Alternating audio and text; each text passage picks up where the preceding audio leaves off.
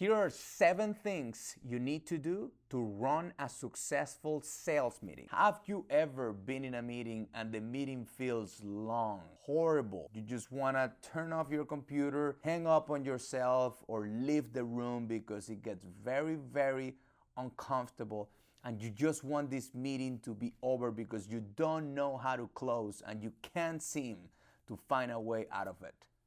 You gotta watch this video right now. First thing you gotta do is research your prospect and all attendees of that meeting. If you did your homework right and you're meeting with someone that it is a buyer of your product, then now you have to jump into doing some research about this person. Go to LinkedIn, go to his website. If you have any contacts in common, then reach out to these contacts and see how is this person, what this person doesn't like, or what are some valuable pieces of data that you can have ahead of this meeting. Number 2, very, very important, set your intention for this meeting. What do you want out of this meeting when this meeting is successful? This will help you visualize what you're trying to accomplish throughout the meeting and will put your attention right on that item as you're asking questions and you're moving forward in this meeting.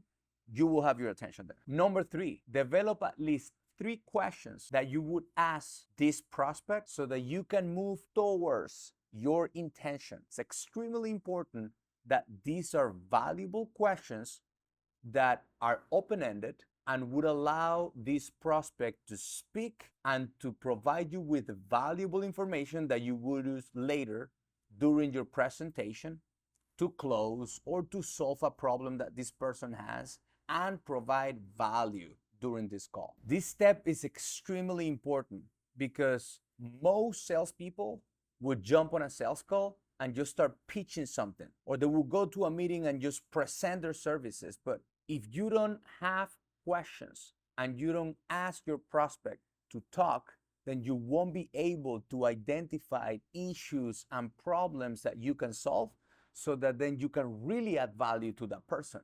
And then you may be pitching a service that this person doesn't need or care for. Maybe you're pitching 8 of your services and this person only cares for 1 of them. And because you were pitching the other 7, you lost that sale because you completely lost that person in the other 7 services when you could have asked a quality question that would have told you that he only needs 1 service and you would have pitched that service.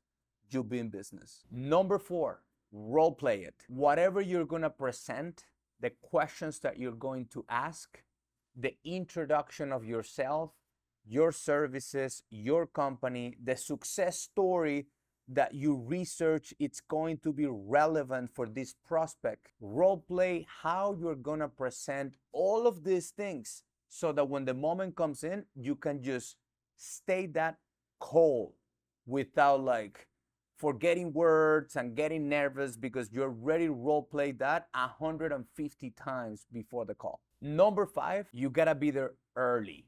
And early is not on time at the time the meeting is scheduled.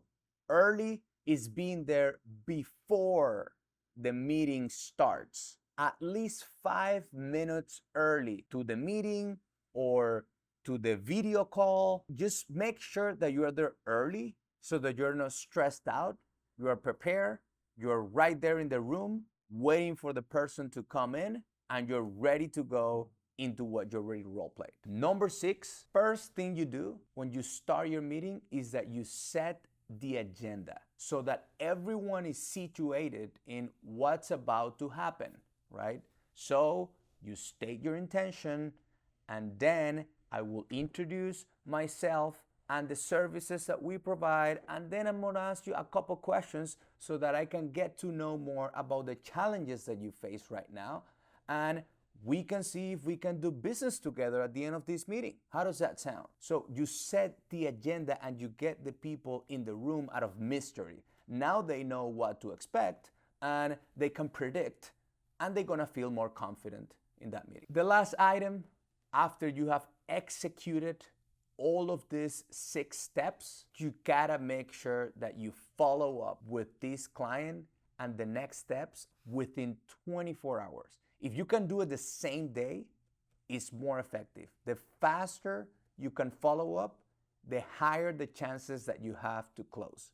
So make sure that the maximum you're gonna give yourself is 24 hours to present your proposal, to send the follow-up email, to provide them with a report or backup documentation you promised you were gonna provide. And please do what you say you're going to do. Now that you know how to run your sales meetings, you gotta go watch this video right now on how to select what projects to pursue, so you know if the project you're looking at is worth putting your time, energy, and money. Go watch it now.